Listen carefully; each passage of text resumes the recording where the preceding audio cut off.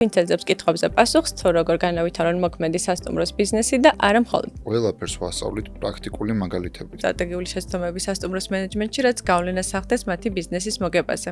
ეს არის პატარ-პატარა პრობლემების თანმიმდევრობა, რომელიც ყოველდღიურობაში უნდა გამოვასწოროთ. რომელი მიმართულებით აქვს ბიზნესს ყველაზე დიდი ხარჯი. ბაზარი ახლა ითხოვს, რომ თითქმის ყოველდღიური ჩარევა იყოს ფასებში და მოდიფიკაცია. რამდენად მნიშვნელოვანია ხელოვნური ინტელექტის როლი? სასტუმროს საქმე ყოველთვის ადამიანურ ურთიერთობებზეა აგებული. AI არ არის ამ ადამიანების ჩამონაცვლებელი. რაზე უნდა გაამახვილონ მეტი ყურადღება. უფრო უკეთესია სასტუმროსთვის, რომ ყველა პლატფორმაზე ერთდროულად იყოს და მრავალ გააკეთოს თანხის დივერსიფიკაცია. ორი ძირითადი ფაქტორი არის, რაზეც ახლა ჩვენ ამ ეტაპზე ყურადღებას ვამახვილებთ. მათზე მორგებული პირობები ნებისმიერ მიმართულებით, რაც საბანკო სფეროს შეეხება და ცოდნის გაზიარება, რომელიც სრულიად უსასყიდლოდ შეუძლიათ მიიღონ. დანარჩენს უფრო დეტალურად გავივლით პროექტ გიდის ტრენინგზე.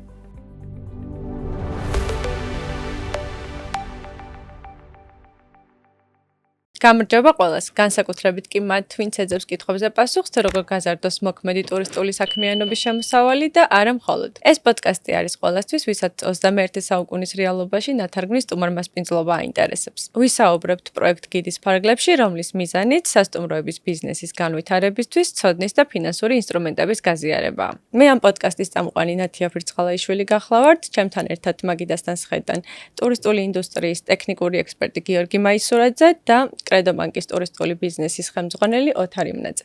მოგესალმებით და მადლობა რომ ჩაერთეთ კრედო ბანკის ამ საინტერესო პროექტში. გამარჯობათ. მოგესალმებით ყველას. ამ ეპიზოდში შევეცდებით რომ ერთად განვიხილოთ და ვიპოვოთ ის გზა, რომელიც ტურისტულ ობიექტს ციფრულ ეპოქაში წარმატებულ ბიზნესად აქცევს. ეს ეპიზოდი პირობითად სამ თემას მოიცავს და მოდი პირველი თემა განვიხილოთ. გიორგი, შენთან გადმოვალ პირველი შეკითხვით. რა არის ყველაზე გავრცელებული სტრატეგიული შეცდომები სასტუმროს მენეჯმენტში, რაც გავლენას ახდენს მათი ბიზნესის მოგებაზე? შემოსავლების მართვის პრობლემა არ არის რაღაცა ერთი დიდი პრობლემა, რომელსაც მოვაგვარებთ და ყველაფერი გამოსწორდება. ეს არის პატარ-პატარა პრობლემების თანმიმდევრობა, რომელიც ყოველდღიურობაში უნდა გამოვასწოროთ, რომ საბოლოო ჯამში უკეთესი შემოსავალი და უკეთესი მოგება დაგვრჩეს.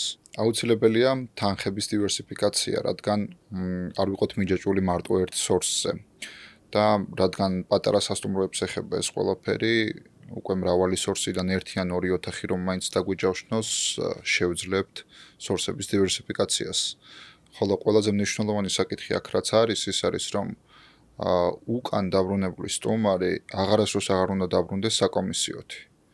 ანუ პირდაპირ ჩვენ უნდა დაგვიჯავშნოს, ჩვენ მივიცემთ მინიმალურ ფასდაკლებას საკომისიოსთან შედარებით და მაგით აიწევს ჩვენი შემოსავლის ხარისხი. შემდეგი პრობლემა რაც არის, ეს არის ფასის ერთჯერადი განხილვა მთელი წლის განმავლობაში და მეპატრონეები ძირითადად ფიქრობენ, რომ ერთხელ უნდა დაწერონ რა ფასი უნდა იყოს ზაფხულში და ზამთარს და შემდეგ ამ ფასის გადახედვა არ ხდება და რეალური პრობლემა ის არის, რომ ბაზარი ახლა ითხოვს, რომ თითქმის ყოველდღიური ჩარევა იყოს ფასებში და მოდიფიკაცია. რომ გავიგოთ ის მტკივნეული წერტილი და ის მაქსიმიზაციის წერტილი, სადაც შეგვიძლია ჩვენი შემოსავალი იყოს მაქსიმალური. შემოსავლების მართვა არ არის რეალურად მარტივი პროცესი და დღეს ერთ-ერთი მთავარი გამოწვევა არის ზუსტად ტურისტული ბიზნესის სექტორისთვის. მით უმეტეს, როცა ეს ეხება მცირე და საშუალო ბიზნესებს, ბრენდული სასტუმროების შემთხვევაშიც კი ბრენდის და რეპუტაციის გარდა დამატებით დღეს უკვე აქტუალურია ციფრული განთავსების ობიექტების მაქსიმალურად ათვისება. ამ ყველაფრის გათვალისწინებით ასეთ საათობით შეიძლება რომ ვისაუბროთ, რა არის მთავარი მიდგომა ან საკითხი, რომელიც დღეს ამ ბიზნესის მფლობელებს და მმართველებს რჩება თხედველობიდან და რაზე უნდა გაამახვილონ მეტი ყურადღება. სამწუხარო რეალობაში ჩვენ ძირითადად არ ვაფასებთ ბაზარს სათანადოდ.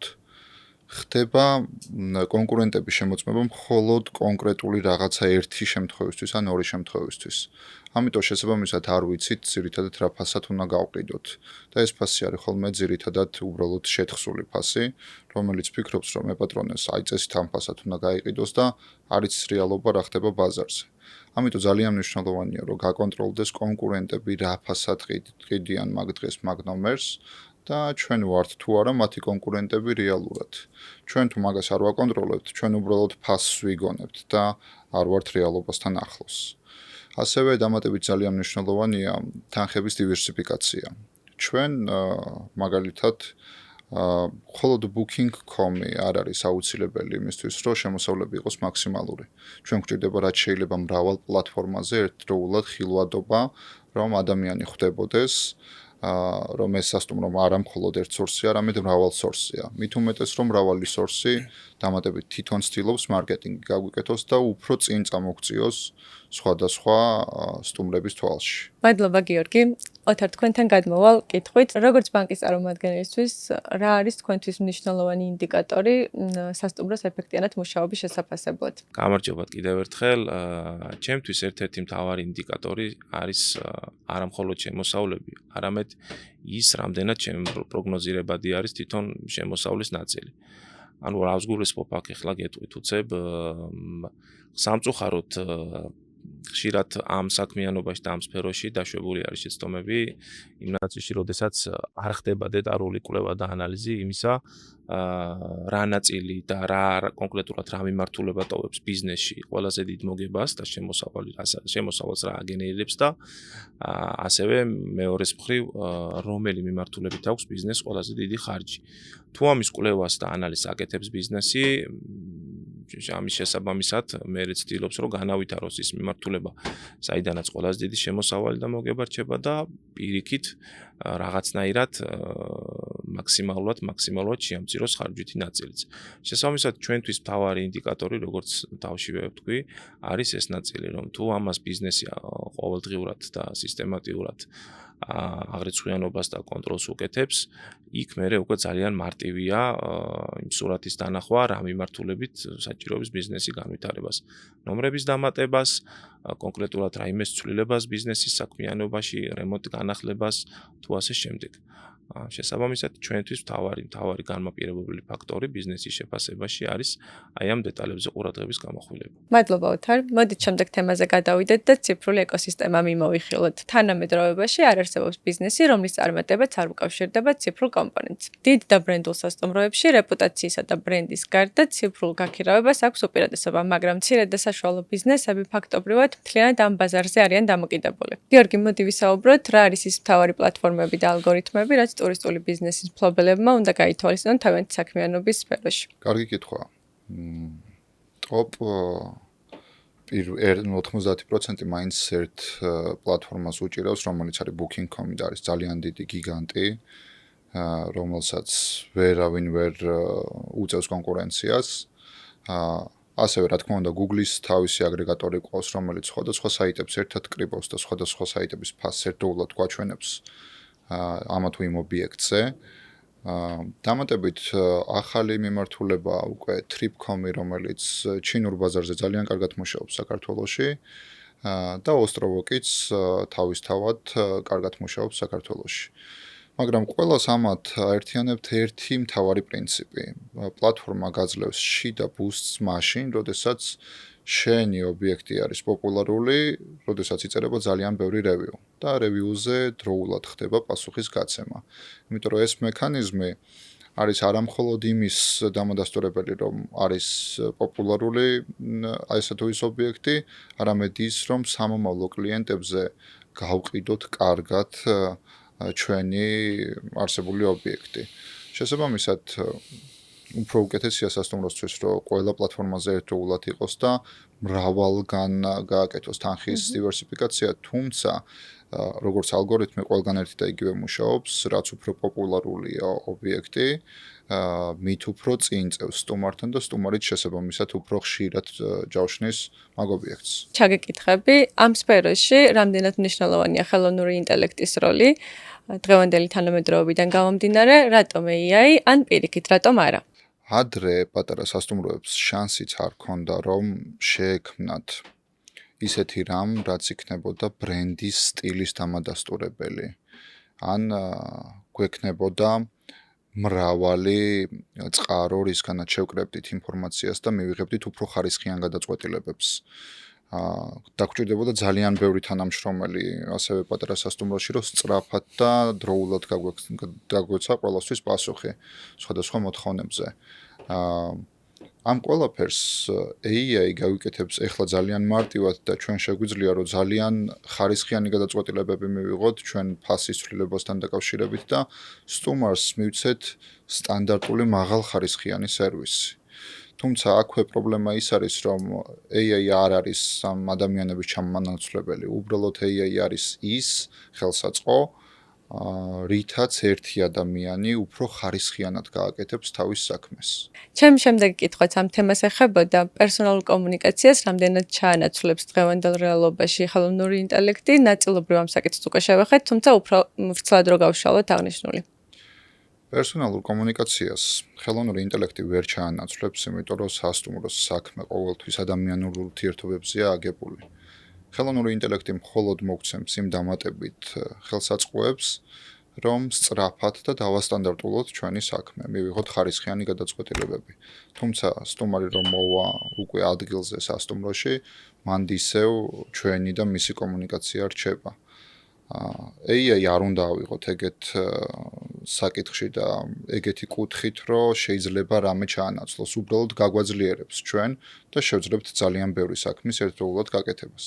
კონკრეტული кейსები რო გავიაროთ AI-ის გამოყენების ნაწილში, რას ურჩევდით აუდიტორიას? პროექტი გიდის ფარგლებში, რასაც დეტალურად გავივლით, ახლა გეტყვით მოკლედ, რომ უკვე შესაძლებელი არის AI-ის დახმარებით ბაზრის ანალიზი გავაკეთოთ და კონკურენტების კვლევა ირგვლივ თუ როგორ პოზიციონირებთ ბაზარზე და price recommendation-ები აუცილებლად რომ რა ფასი უნდა გვედოს ამა თუ იმ დღეს და მეორე ყველაზე მნიშვნელოვანი არის 24/7-ზე ოპერატორი, რომელსაც არ აქვს ენის ბარიერი და 24/7-ზე ნებისმიერ დროს პასუხობს ჩვენ სტუმრებს. რაც უფრო ზრდის იმის შანსს, რომ სწრაფად მიიღონ სტუმრებმა გადაწყვეტილება და დაჯავშნონ ჩვენი სასტუმრო. დანარჩენს უფრო დეტალურად გავივლით პროექტ გიდის ტრენინგზე. მადლობა გიორგი. დღევანდელი ჩვენი ეპიზოდის ბოლო ნაწილი პრაქტიკული გადაწყვეტის მექანიზმებს ეხება, ვინაიდან ჩვენი პროექტის მიზანია სასტუმროების ბიზნესებს ვასწავლოთ, გავუზიაროთ გამოცდილება და საჭიროებისამებრ დავეხმაროთ მათი საქმიანობის განვითარებაში. კრედო ბანკის პროექტი გიდი შესაძლებლობას აძლევს მათ მიიღონ სრული საბანკო მომსახურება და ამასთან ჩაერთონ უფასო ტრენინგების საგანმანათლებლო პროგრამაში, რაც ყველა იმ თემას მოიცავს, რაზეც დღეს პოდკასტის ეპიზოდში ვსაუბრობთ. ოთარ, უფრო მეტი დეტალი რომ გაგვიზიაროთ კრედო ბანკის პროექტის შესახებ და რა შეუძლიათ სტუმარმა სპინძლობის სფეროს წარმომადგენლებს მიიღონ ამ პროექტით. ესე იგი, გარდა იმისა, რომ ჩვენ ამ პროექტის პარგლებში აღნიშნულ სფეროში მოღვაწე ბიზნესებს და დასაქმებულ პირებს, ადამიანებს შევთავაზებთ სპეციალურ პირობებს ნებისმიერი მიმართულებით, ანუ საბანკო საქმიანობის კუთხით, ანუ საბანკო სისტემაში მათზე მორგებულ სპეციალურ პირობებს. აქ მეორე მნიშვნელოვანი ფაქტორი შემოდის, რომელიც ჩემი აზრით შესაძლოა უფრო მნიშვნელოვანიც კი იყოს მათთვის ვიდრე პირობითად რომელიმე საბანკო მომსახურება და ეს მნიშვნელოვანი ფაქტორი რას გულისხმობ არის ის, რომ ის ცოდნა და გამოცდილება, რაც ბაზარზე არსებობს უკვე კონკრეტულად ტურისტულ სფეროსთან დაკავშირებით, გვინდა რომ გავაზიაროთ მაქსიმალურად და მივიტანოთ ამ საქმიანობით დაკავებულ ადამიანებთან. რადგან როგორც წინა თემაზე საუბრისასაც ვახსენეთ, ვხედავთ, რომ ამ მიმართულებით არის უამრავი გამოწვევა და ამ უამრავ გამოწვევასთან ერთად უამრავი რესურსი და საშუალება არის რომ განვითარდეს ეს სექტორი და ეს ბიზნესი. აქედან გამომდინარე, ორი ძირითადი ფაქტორი არის, რაზეც ახლა ჩვენ ამ ეტაპზე ყურადღებას ვამახვილებთ.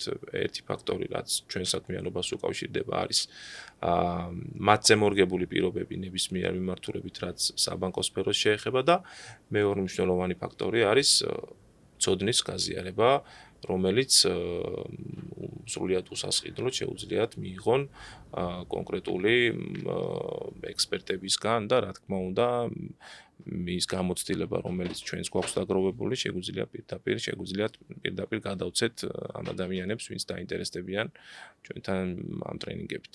მადლობა და ჩაგეკითხებით. ცოდნის გაზიარების ნაწილში ტრენინგების დაგეგმვას გულისხმობთ, რომელიც ამ სექტორისთვის იქნება უშუალოდ შემუშავებული. დიახ, ტრენინგებს გულისხმობ ზუსტად, დაიგეგმება ტრენინგები და ვინც დაინტერესდება, რა თქმა უნდა, ტრენინგზე ექნება შესაძლებლობა, რომ მიიღოს აღნიშნული ცოდნაც და გამოცდილებაც და რაც ასევე ძალიან მნიშვნელოვანია, ეს იქნება სრულიად უსასყიდლოდ და სრულიად უფასოდ იმ პიროვნებებისთვის, ვინც დაინტერესდებიან რაღაც თუ ტრენინგზე დასწრებით. ოთარ მახსენა ტრენინგების ნაწილი და თქვენ როგორც დარგის ექსპერტი, რამდენად მნიშვნელოვნად აფასებთ აღნიშნულს, როგორ აწყდებით მსგავს кейსებს, როდესაც ბიზნესებს ნაკლები ინფორმაცია აქვთ თავიანთი საქმიანობის მართვასთან დაკავშირებით.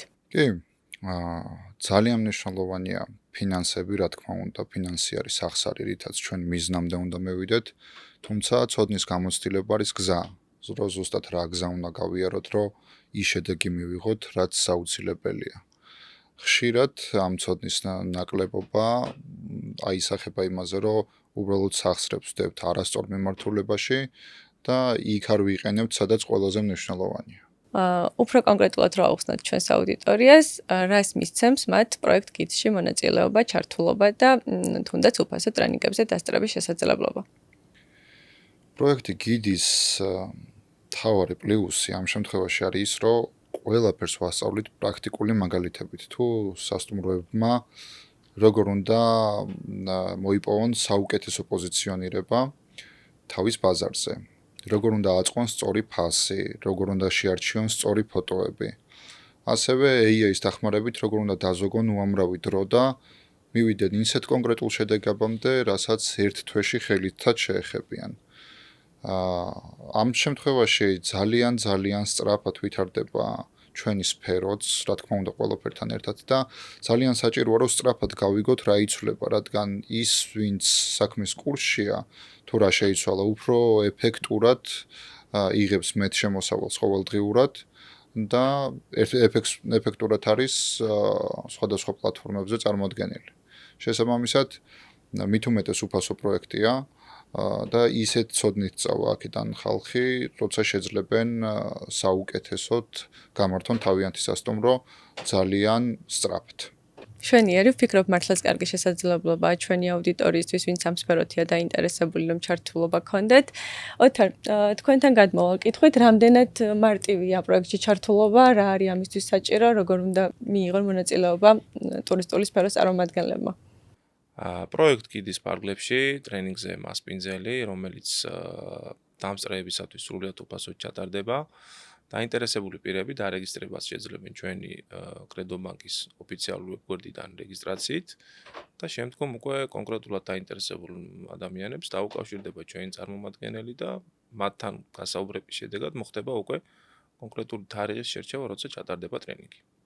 მადლობა მშვენიერი, თვალიადევნეთ კრედო ბანკის ოფიციალურ ვებგვერდს და ასევე კრედო ბანკის ოფიციალურ Facebook გვერდს, სადაც დეტალურად იქნება აღწერა და სარეგისტრაციო ლინკი განთავსებული. ოთარ, პროექტზე საუბრის დროს პირობების ნაწილი ახსენეთ და კონკრეტულად რო განვუმარტოთ ჩვენს აუდიტორიას, რა იგულისხმება აღნიშნულში და რა შეთავაზება აქვს კრედო ბანკს მათთვის. გარდა ცოდნის და გამოცდილების გაზიარებისა, თავაზობთ სპეციალური პირობის დაფინანსების წყაროს, მათზე მორგებული გრაფიკით.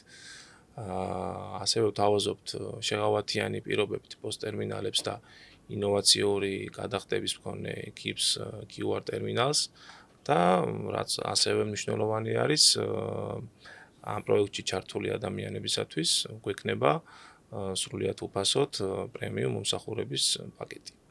ოთარ, რატომ გადაწყვიტა კრედო ბანკმა მსგავსი საგანმანათლებლო პროექტის შექმნა და რა იყო მთავარი мотиваცია?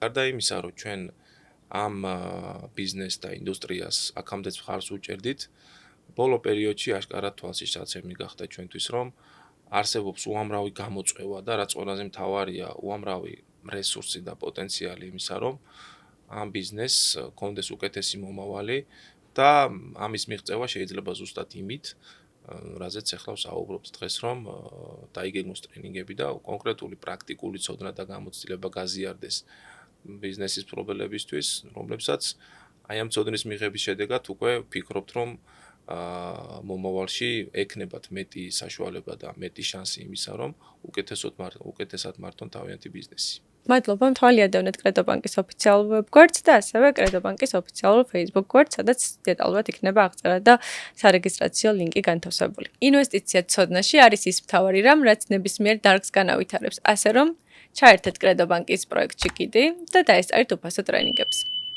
მადლობა, შევხვდებით ამავე პლატფორმაზე.